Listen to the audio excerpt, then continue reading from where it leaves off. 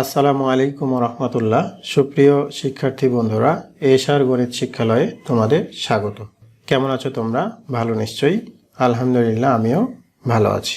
আজ আমি তোমাদের পঞ্চম শ্রেণীর গণিত বিষয়ের তোমাদের মূল বইয়ের 17 পৃষ্ঠার অঙ্কগুলো সমাধান করে দেখানোর চেষ্টা করব ইনশাল্লাহ। এর পূর্বের ভিডিওতে আমি তোমাদের মূল বইয়ের 16 পৃষ্ঠার অঙ্কগুলো সমাধান করে দেখিয়েছিলাম।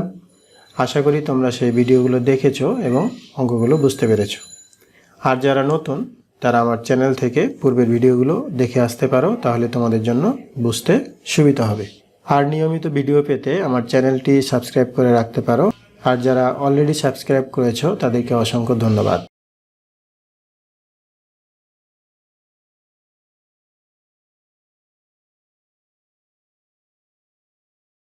তো শিক্ষার্থী বন্ধুরা দেখো, আজকে আমরা 17 পৃষ্ঠায় উপরের দিকে দেখো, একবারে উপরে 3.3 এখানে লেখা আছে ঐকিক নিয়ম।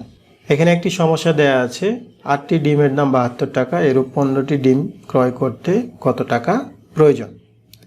এখানে দেখো ঐকিক নিয়ম মানে হলো প্রথমে একটির দাম নির্ধারণ করতে হবে, বা একটির দাম বের করে এরপরে যতগুলো দেয়া থাকবে সবগুলোর দাম নির্ধারণ করে আমরা অঙ্কগুলো সহজভাবেই করতে পারবো। তো দেখো, এখানে তোমাদের এই সমস্যাটি সমাধান করে দেওয়া আছে যে 8টি ডিমের দাম 72 টাকা, একটি ডিমের দাম 72 ভাগ 8 সমান 9 টাকা। এরপরে 15টির ডিমের দাম কত? তাহলে আমরা যেহেতু একটির দাম পাচ্ছি 9 টাকা, সুতরাং 9কে 15 দিয়ে গুণ করে আমরা এখানে পেয়েছি 135 টাকা। আশা করি তোমরা এই সমাধানটি বুঝতে পেরেছো। আমরা নিচের দিকে দেখো 1, 2, 3 এখানে 3টি সমস্যা আছে। এই 3টি সমস্যার সমাধান করার চেষ্টা করব আজকে। তো 1 নম্বরে দেখো, এখানে লেখা আছে 4টি কলমের মূল্য 80 টাকা, তাহলে 10টি কলমের মূল্য কত? তো তোমরা এখানে 1 নম্বর দিয়ে লিখবে যে 4টি কলমের মূল্য 80 টাকা। অতএব একটির দাম আমাদের বের করতে হবে, তাহলে লিখব যে একটি কলমের মূল্য 80 ভাগ 4 এত টাকা। তাহলে এটাকে যদি আমরা ভাগ করি তাহলে 4 দুগুণে 8, একটা শূন্য, 20 টাকা। এখন আমাদের কতটির দাম চেয়েছে? 10টি কলমের মূল্য কত? তাহলে লিখব অতএব 10টি কলমের মূল্য, এই 20কে 10 দিয়ে গুণ এত টাকা। 2কে 2, এখানে 2টা শূন্য আছে, আমরা 2টা শূন্য দিয়ে দেব। তাহলে 10টি কলমের মূল্য 200 টাকা। এটাই আমাদের 1 নং অঙ্কের উত্তর। এরপরে দেখো 2 নাম্বার। 2 নম্বরে আছে একটি কারখানায় 5 দিনে 2450টি মোটরসাইকেল তৈরি হয়। 4 সপ্তাহে ওই কারখানায় কতটি মোটরসাইকেল তৈরি হবে? এখানে দেখো প্রথমে দেয়া আছে 5 দিনে, আর শেষের দিকে দেখো লেখা আছে 4 সপ্তাহে। সুতরাং আমরা এখানে দিনকে সপ্তাহ অথবা সপ্তাহকে দিন বানিয়ে অঙ্কটি সমাধান করতে পারি। তো দেখো, আমরা এখানে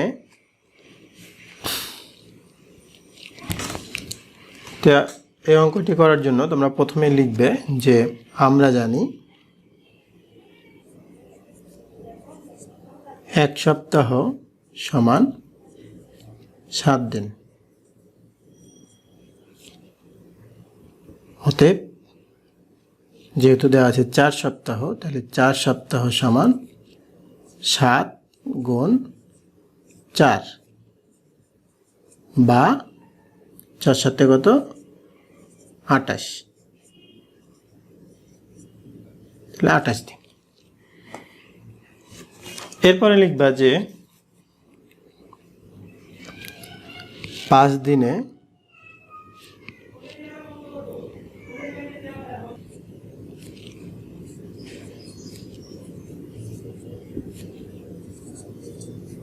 তৈরি হয় 2450টি। অতএব যেহেতু ঐকিক নিয়মে আমরা করছি, সুতরাং একদিনে আগে বের করব। একদিনে মোটরসাইকেল তৈরি হয়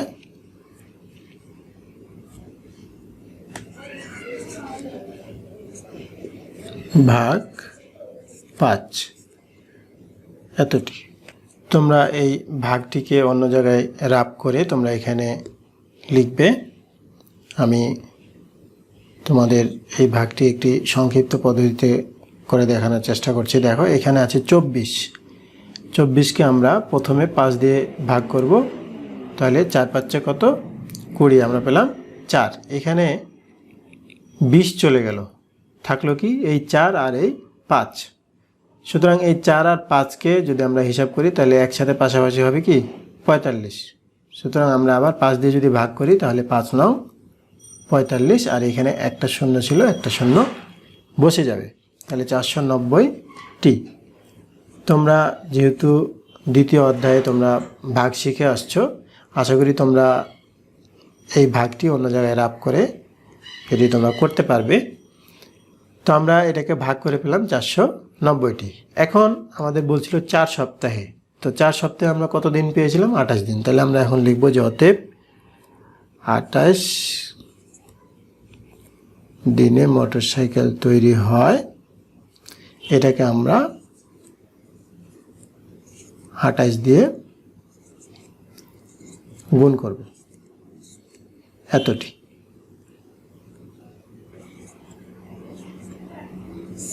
গুণ করলে 8 শূন্য 0, 8 নং 72-এর 2 হাত থাকলো 7, 4 8 32, 32 আর 7 39, একটা শূন্য, 2 শূন্য 0, 9 দুগুণে 18, 8 হাত থাকলো 1, 4 দুগুণে 8, হাতে রেখে 9। এখন যোগ করলে এখানে 0, এখানে 2, এখানে 8 আর 9 17, 7, হাতে থাকলে 1, 9 3 12, আর 1 13। তাহলে এতটি মোটরসাইকেল তৈরি হয় কি 28 দিনে। এটাই আমাদের 2 নং অঙ্কের উত্তর।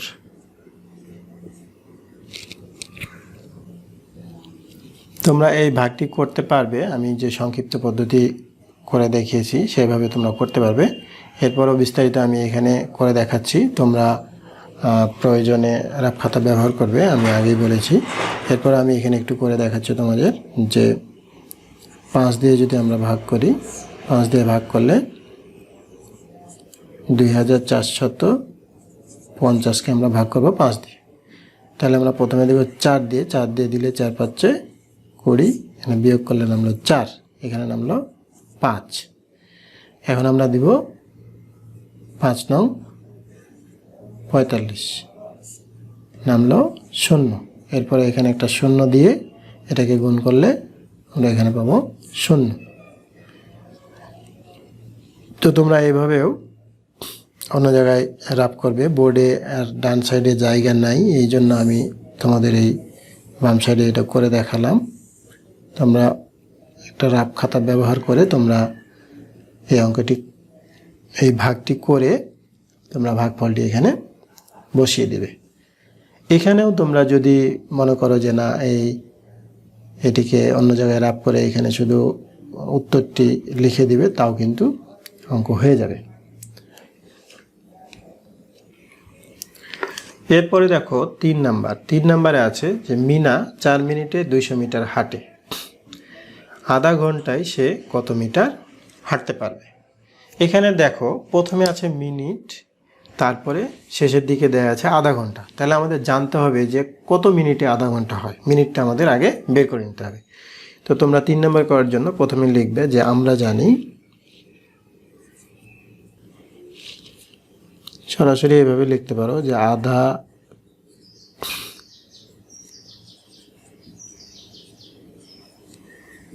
ঘন্টা সমান 30 মিনিট। এখন আমরা লিখব যে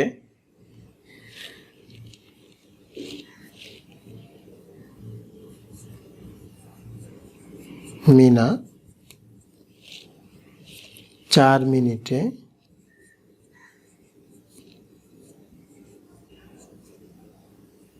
হাঁটে কত মিটার? 200 মিটার। অতএব মিনা 1 মিনিটে হাঁটে 200/4। তাহলে 4×5 = 20, একটা শূন্য, এত মিটার। এরপরে কত ছিল? আধা ঘন্টা। আধা ঘন্টা মানে 30 মিনিট। তাহলে 30 মিনিটে হাঁটে 50×30, এত মিটার। তাহলে 3×5=15, 2টা শূন্য, এত মিটার। এটাই 3 নং অঙ্কের উত্তর। তো শিক্ষার্থী বন্ধুরা, তোমরা ভিডিওটি পুনরায় দেখবে এবং অঙ্কগুলো অনুশীলন করবে। আশা করি তোমরা বুঝতে পারবে। এরপরও যদি কোথাও তোমাদের বুঝতে সমস্যা হয় তাহলে তোমরা কমেন্ট সেকশানে জানাবে, আমি উত্তর দেওয়ার চেষ্টা করব। আর যদি আমার এই ভিডিওগুলো ভালো লাগে তাহলে লাইক, কমেন্ট ও বন্ধুদের মাঝে শেয়ার করতে পারো, যেন তোমার মতো অন্যরাও উপকৃত হতে পারে। আজ এ পর্যন্তই। কথা হবে পরবর্তী ভিডিওতে। সেই পর্যন্ত মহান আল্লাহ তাআলা আমাদের সকলকে ভালো রাখুন। আল্লাহ হাফেজ। আসসালামু আলাইকুম ওয়া রাহমাতুল্লাহ।